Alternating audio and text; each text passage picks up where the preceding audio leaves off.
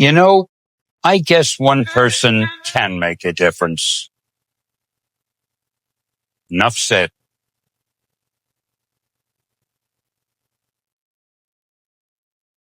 I was told to say an anecdote. Anecdotes are easy.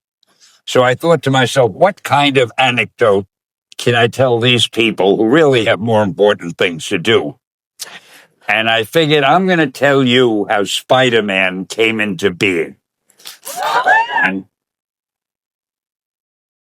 it's a true story, although sometimes it's hard even for me to believe it. But we had already done the Fantastic Four and I think maybe the X-Men. I can't remember the order, but my publisher came to me and he said, Stan, I want you to come up with another superhero. So I said, okay, went home. And when my publisher said do something, I'd better do it because I wanted to keep my job. I thought, what can I come up with now? And the most important thing in a superhero at first is the superpower. Once you get that, everything else comes along. So I thought, what power will I give a new guy? And I saw a fly crawling on the wall. And I said, hey, if I can get a superhero that could stick to walls and crawl on them, man, that would be cool. And no, I'm lying to you. I don't think the word cool was in use then. I probably said it'll be groovy. I'll never lie to you. So I thought that was good. Now I needed a name. So I said, well, let's see. Fly Man, Mosquito Man.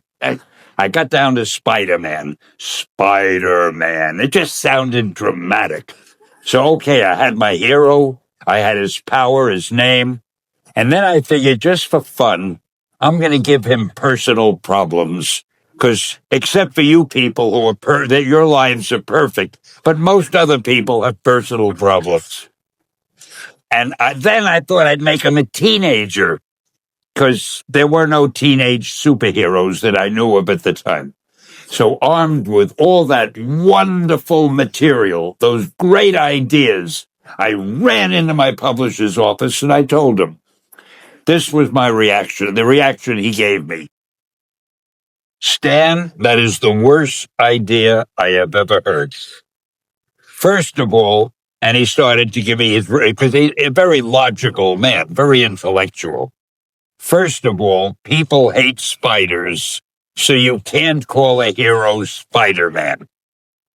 You want him to be a teenager?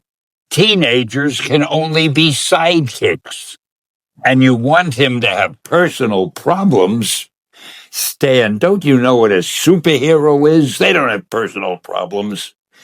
Well, I left the office disappointed, but obviously a much wiser man. And I couldn't get Spider-Man out of my system. So we were about to kill a magazine. I think it was called Amazing Fantasy. It wasn't selling well, and we were sending the last issue to press. When you do the last issue of a magazine, nobody cares what you put in it because the book is dying. Just to get it out of my system, I put Spider-Man in Amazing Fantasy, featured him on the cover, forgot about it. A month later, all the sales figures came in. My publisher came racing into my office.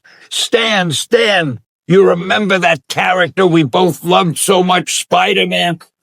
He said, let's do him as a series. Now, why am I telling you this?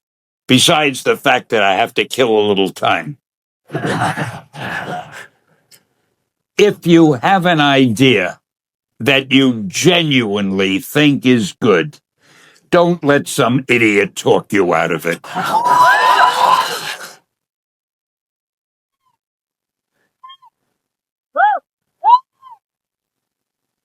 Now, that doesn't mean that every wild notion you come up with is going to be genius. But if there is something that you feel is good, something you want to do, something that means something to you, try to do it.